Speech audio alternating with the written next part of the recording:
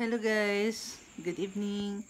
Welcome to my sharing. By this time, ang isi-share ko yung souvenir ko sa Polska.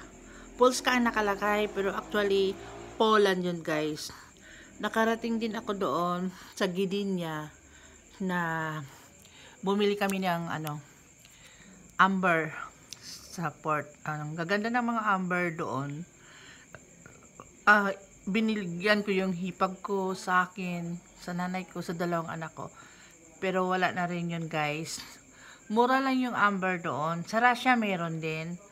Ayan Polska. Ang tanging alala ko sa Chichin. Hindi ko ma-perfect ang pag-pronounce ng ng lugar na yan. Chichin or hindi ko lang talaga yung alaala ko sa Chichin.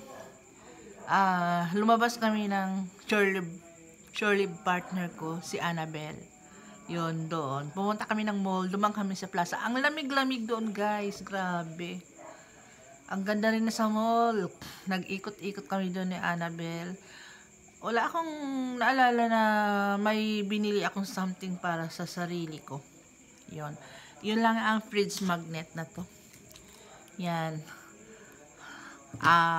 Isa pa rin sa mga bucket list ko ang Poland still kahit nakarating ako doon since nag-member ako ng Divine Mercy. Nakilala ko si Sister Faustina. Kung noon ko pa sana siya nakilala, siguro maring nagtanong-tanong na ako sa mga kukuro ko.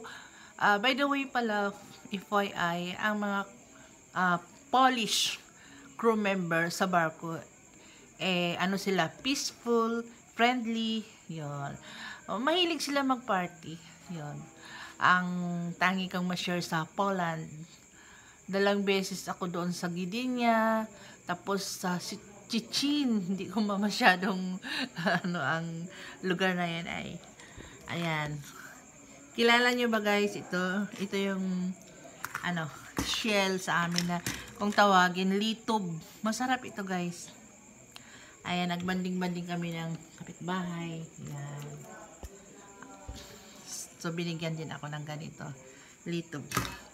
Ayan guys, ang aking sharing for the day, for tonight, ang story ko na naalala sa Chichin ba yun? Na lumabas kami doon.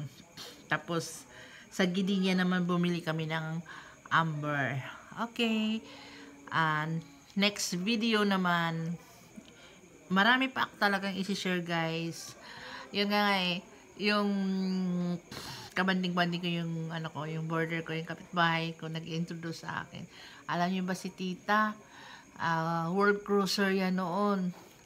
Ganyan-ganyan. Nakikinig lang ako. So, parang feeling ko na appreciate din nila yun kasi nakikita naman nila yun sa wall ko, ang aking mga alaala. Modesty aside guys, parang ang sarap lang bang mag-share pagka may edad ka na. Na parang, di ba? Ang sarap i-share yung mga experiences mo. Hindi sa pagyayabang yun guys. Kasi I was just a town girl na nangarap na makatapos ang pag-aaral. Bata pa kami na ulila, nagsikap, nagtrabaho ako sa magagandang hotel doon bilang security sa Manila. I used to live in Manila for almost 40 years. Nagtrabaho sa Rostans. Marami ako napagtrabahong magaganda hanggang nagbarko ako. So, gusto ko lang i-share, hindi sa pagyayabang. Gusto ko lang i-share. Okay, thank you.